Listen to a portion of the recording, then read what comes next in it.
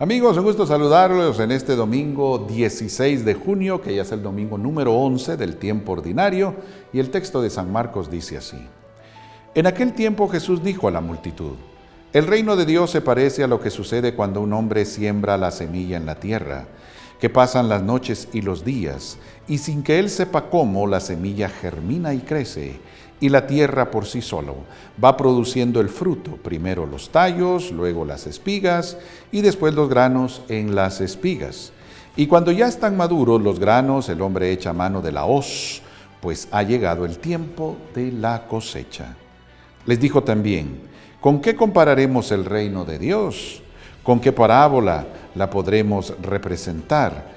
Es como una semilla de mostaza que cuando se siembra es la más pequeña de las semillas, pero una vez sembrada crece y se convierte en el mayor de los arbustos, echa ramas tan grandes que los pájaros pueden andar a su sombra. Y con otras muchas parábolas semejantes les estuvo exponiendo su mensaje de acuerdo con lo que ellos podían entender. Y no les hablaba sino en parábolas, pero a sus discípulos les explicaba todo en privado. Palabra del Señor. Gloria a ti, Señor Jesús. Muy bien, tenemos en este domingo la predicación del reino de Dios. ¿Sí? Es el reino. De lo que más habla Jesús en toda su predicación es del reino. Y aquí tenemos precisamente dos parábolas para hablar de él. ¿Sí? El reino es como una semilla, el sembrador no sabe cómo, pero crece, germina, va produciendo el fruto, ¿sí?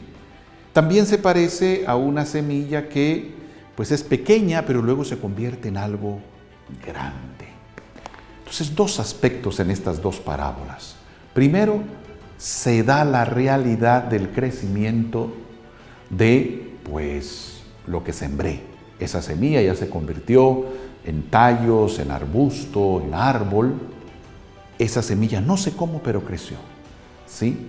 Hoy ya la botánica nos explica cómo es ese crecimiento, cómo ese proceso tan hermoso del crecimiento de una planta, de un arbusto, de un árbol. Pero el hecho es que en ese tiempo que Jesús predica está sucediendo esto y no sé cómo sucede, pero sucede.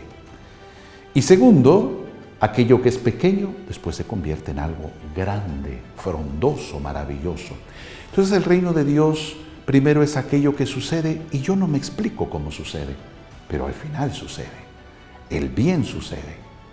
El bien se realiza. Y por otro lado, lo que a mí me parece pequeño, Dios de eso puede hacer cosas grandes. De lo pequeño, Dios hace cosas grandes. Eso es una constante, por ejemplo, en el Antiguo Testamento. ¿Sí? David era el más pequeño de todos sus hermanos y Dios lo puso como rey, el segundo rey de Israel, hoy el más querido y recordado, pero era el más pequeño. De lo más pequeño Dios sacó algo grande.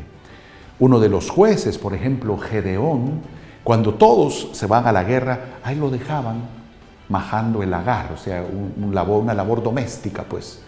O sea, no le daban ni una espada, no, que se quede ahí, ¿verdad? Imagínense usted qué poco lo valoraban, pero ese Dios lo toma y lo pone al frente del ejército.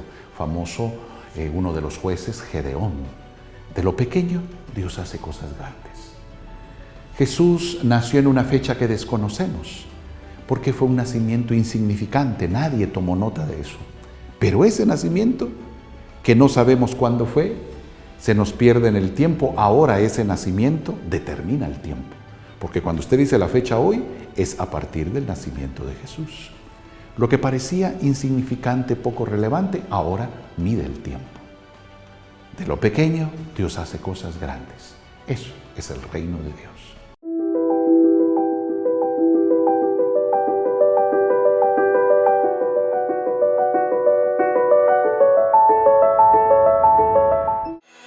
Televisión Arquidiocesana.